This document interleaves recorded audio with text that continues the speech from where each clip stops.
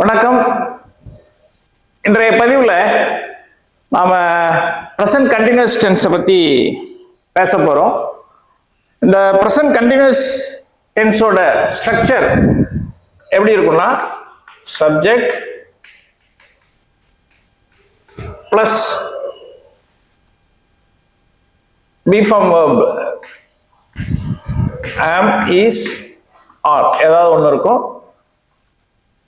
அப்புறம் ஒரு base verb ஒன்று இருக்கும், அதோட ஐஎன்ஜி சேர்ந்து வரும். இதுதான் ப்ரெசன்ட் கண்டினியூஸ் டென்ஸோட ஸ்ட்ரக்சர். இப்போ இதை ஒன் பை ஒன்னா பார்ப்போம். ஃபர்ஸ்ட் சப்ஜெக்ட்,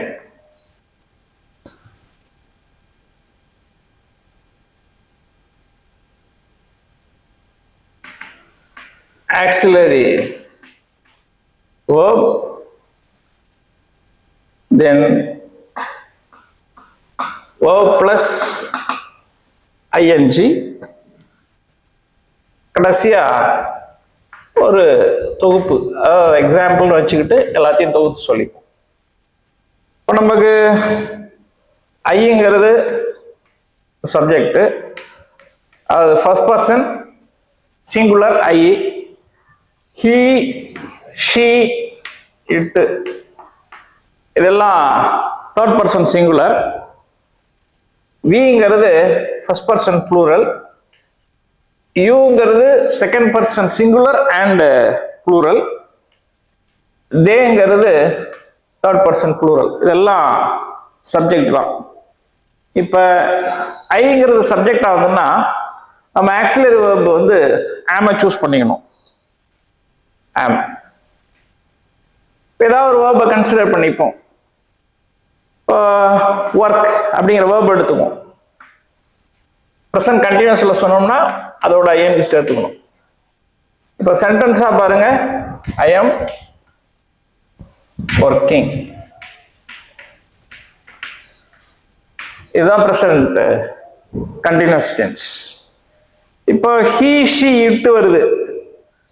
அப்ப இந்த ஆக்சிலரி வேர்ப் என்ன வரும் அப்படின்னா இஸ் வரும். Is.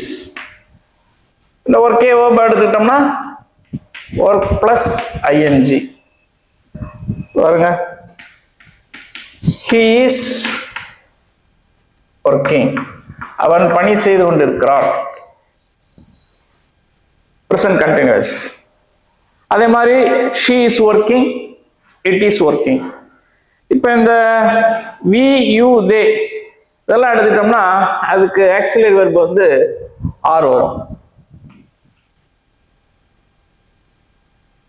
Here work plus ING, we are working. அதே மாதிரி you are working, they are working. நீ பணி செய்து கொண்டிருக்கிறாய், அவர்கள் பணி செய்து கொண்டிருக்கிறார்கள். we are working, நாம் பணி செய்து கொண்டிருக்கிறோம். இதுதான் ப்ரெசன்ட் கண்டினியூஸ் டென்ஸோட ஸ்ட்ரக்சர். இது பாருங்க, சப்ஜெக்ட் ஐங்கிறது சப்ஜெக்ட், he, she, இட்டும் சப்ஜெக்ட் தான், we, you, they இதெல்லாமே சப்ஜெக்ட். அப்புறம் இந்த am, is, are be form வேர்ப்ல ஏதாவது ஒன்று ஆக்சிலரி வெர்பா வரும், இது வந்துருச்சு. அப்புறம் மெயின் வெர்பு, பேஸ் வெர்புன்றது நீங்க என்ன எடுத்துக்கிறீங்களோ, ஒர்க்னா ஒர்க், ஈட்னா ஈட்டு, அதோட ஐஎன்ஜி சேர்த்துக்கணும், சென்டென்ஸ் ஃபார்ம் பண்ணிடலாம். அப்படி வர்றதுதான் இந்த ப்ரெசன்ட் கண்டினியூஸ் டென்ஸ். இப்போ எந்தெந்த சூழ்நிலையிலலாம் இந்த ப்ரெசன்ட் கண்டினியூஸ் டென்ஸை நாம பயன்படுத்தணும்? எல்லா இடங்கள்லையும் ப்ரெசன்ட் கண்டினியூஸ் பயன்படுத்த முடியாது. 4 கண்டிஷன்ஸ் சொல்றாங்க. அந்த 4 கண்டிஷன்ஸ்ல தான் நாம எழுத முடியும். அதுல first condition, action happening at present. இது first condition. action happening at present அப்படின்னா இப்ப நடந்துகிட்டு இருக்கணும், அது ஃபர்ஸ்ட் கண்டிஷன். ரெண்டாவது condition, temporary temporary actions, not permanent. இடைக்காலமா இருக்கு. அப்ப நம்ம என்ன பண்ணணும்னா present continuous யூஸ் பண்ணலாம். future plans, எதிர்கால திட்டங்களை குறிப்பிடும் பொழுது present continuous tense பயன்படுத்தலாம். நாலாவது changing or developing situations.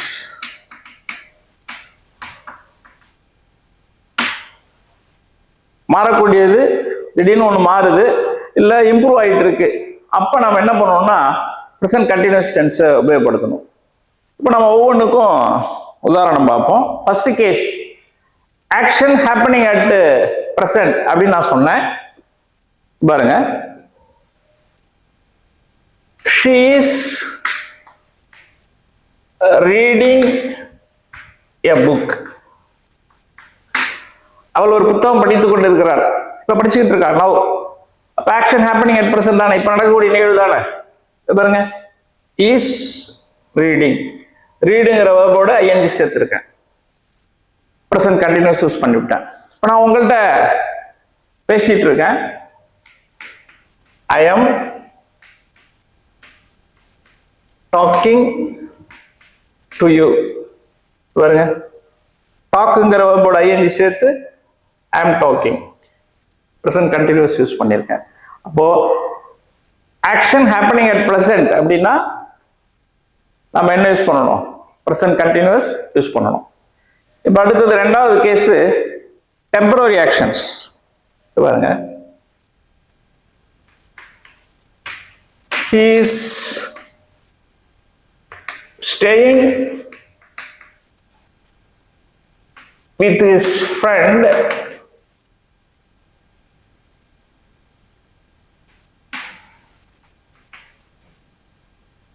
this week. அவன் ஃப்ரெண்டோட இந்த வாரம் தங்கி இருக்கான், அது டெம்பரரி தான், அடுத்த வாரம் வீட்டுக்கு போயிடுவான். he is staying with his friend this week. இந்த வாரம் ஏதோ தங்கி இருக்கான். பாருங்க, ஸ்டேங்கிற வேர்பு ஐஎன்ஜி சேர்த்து is staying, present continuous tense உபயோகப்படுத்திருக்கோம். நாம வெளியூருக்கு போறோம், ஒரு ஹோட்டல்ல ரூம் எடுத்து தங்குறோம், அது வேண்டாம், டெம்பரரி ஆக்ஷன். இங்க பாருங்க, I am staying in A hotel. வேலை முடிஞ்சிச்சுன்னா ஊருக்கு போயிடுவோம், ஹோட்டல்ல தங்க வேண்டிய அவசியம் இல்லை. அப்போ அது டெம்பரரியான நிகழ்வு. ஐ ஆம் ஸ்டேயிங், ப்ரெசன்ட் கண்டினியூஸை யூஸ் பண்ணியிருக்கேன். இப்போ மூணாவது கேட்டகரி, ஃபியூச்சர் பிளான்ஸ். எதிர்கால திட்டங்களை நாம குறிப்பிடும் பொழுது ப்ரெசன்ட் கண்டினியூஸ் டென்ஸை உபயோகப்படுத்தணும். பாருங்க, இந்த வீக்கெண்டு மெட்ராஸ் போறா அப்படின்னு சொல்லணும். எப்படி சொல்றேன் பாருங்க, she is going to Madras this weekend. இந்த வார கடைசியில் அவ மெட்ராஸ் போறா அப்படின்னு சொல்றத நம்ம ப்ரெசன்ட் கண்டினியூஸ்ல சொல்றோம்.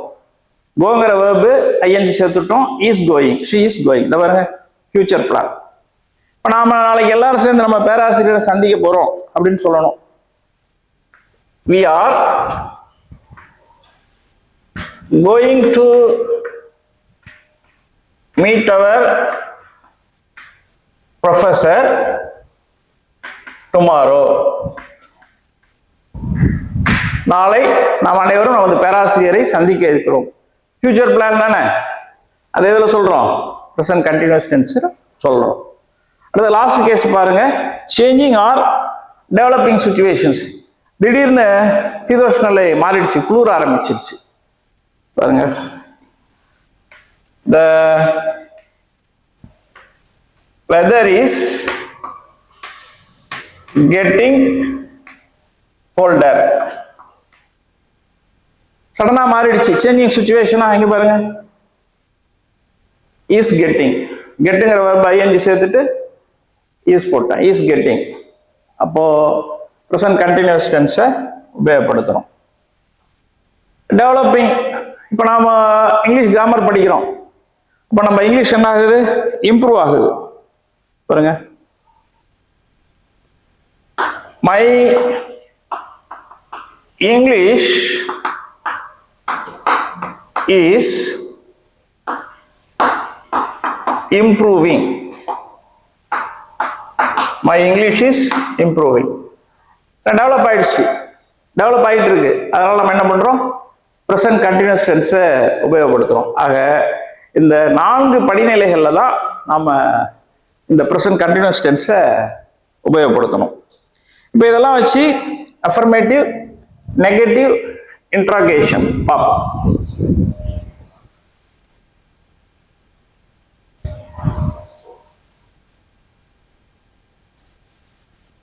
ஃபர்ஸ்ட் உடன்பாடு அஃபர்மேட்டிவ்.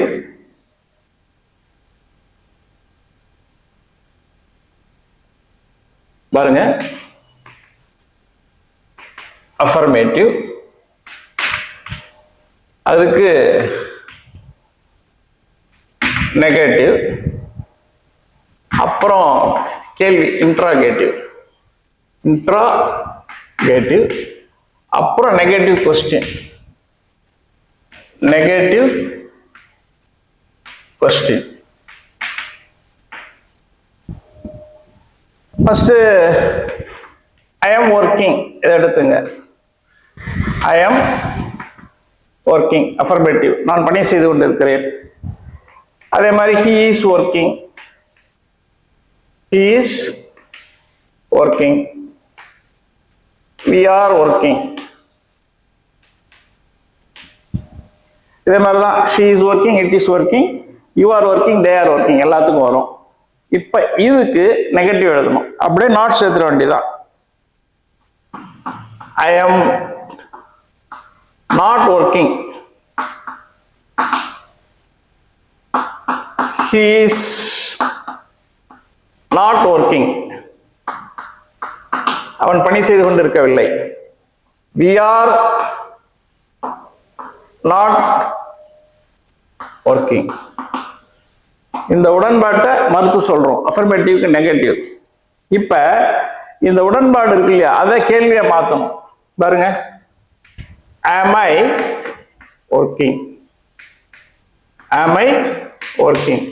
இங்க I am working இருக்கு, ஐங்கிறது சப்ஜெக்ட், amங்கிறது ஆக்சிலரி வெர்பு. அப்படி இடம் மாத்திட்டேன், am I working. he is working, is he working. கேள்வியை மாத்தியாச்சு. are we working. முடிஞ்சிருச்சு. இப்ப இந்த நெகட்டிவ் இருக்கு பாத்தீங்களா, இத நம்ம கேள்வியை மாத்தணும். பாருங்க, I am not working இருக்கு, am I not working அப்படின்னு எழுதுவோம். am I not working, he is not working, isn't he working, we are not working, aren't we working, aren't we working அப்படின்னா அது நெகட்டிவ் கொஸ்டின். இதுதான் total structure. இப்போ இந்த present continuous டென்ஸை எங்க பயன்படுத்தக்கூடாது? பெரும்பாலும் நம்ம பேசும்பொழுது பயன்படுத்தக்கூடாத இடங்கள்ல ப்ரெசன்ட் கண்டினியூஸ் டென்ஸை பயன்படுத்திட்டு இருக்கோம். ஏன் பயன்படுத்தக்கூடாது அப்படிங்கிற விளக்கத்தை இப்ப பார்த்துருவோம்.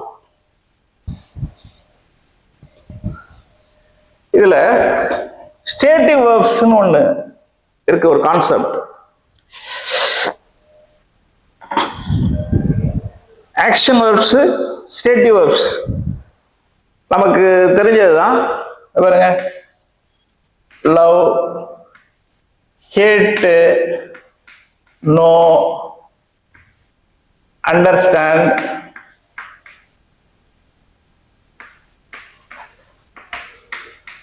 believe, have, இதெல்லாம் ஸ்டேட்டிவ் வேர்ப். அது நம்மளோட ஃபீலிங்ஸு, நம்மளுடைய தாட்ஸு, நம்மளுடைய பொசஷன், நம்ம உடைமைகள், இதெல்லாம் பற்றி குறிக்கிறது தான். நம்மளுடைய ஆக்ஷனை குறிக்காது. அப்படி இருக்கிறதெல்லாம் ஸ்டேட்டிவ் வேர்ப். அந்த ஸ்டேட்டிவ் வேர்ப்ஸ் வரும்பொழுது நாம் இந்த ப்ரெசன்ட் கண்டினியூஸை பயன்படுத்தக்கூடாது. ஒரு உதாரணம் சொல்ல பாருங்க. ஹேவ்ங்கிறது இப்போ நான் ஸ்டேட்டிவ் வேர்பா அசியூம் பண்றேன். ஐ ஆம்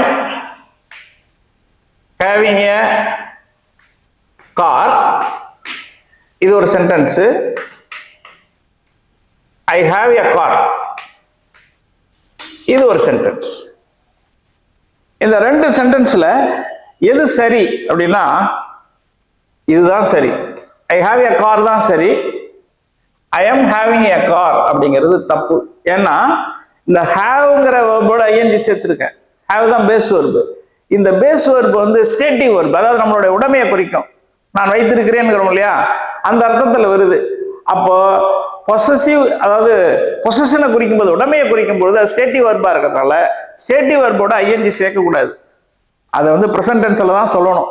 அப்போ I am having a car அப்படிங்கிறது தப்பு. I have a car. ஏன்னா ஹேவ்ங்கிற வெர்பு வந்து உடைமையை குறிக்கும், பொசஷனை குறிக்கும். அப்போ எங்கெல்லாம் அப்போ பொசஷனை குறிச்சுன்னா ஸ்டேட்டிவ் வெர்பா போயிடுது. ஸ்டேட்டிவ் வெர்பு வரும்பொழுது அதை கண்டினியூஸ்ல நம்ம சொல்லக்கூடாது, ப்ரெசன்ட் டென்ஸ்ல தான் சொல்லணும். அப்போ ஐ ஹாவ் எ கார் அப்படிங்கிறது தான் சரியானது. ஆனா இதே ஹேவ் இருக்கு பார்த்தீங்களா, இது ஆக்ஷன் வெர்பாவும் செயல்படும். இன்னொரு உதாரணம் சொல்றேன் பாருங்க.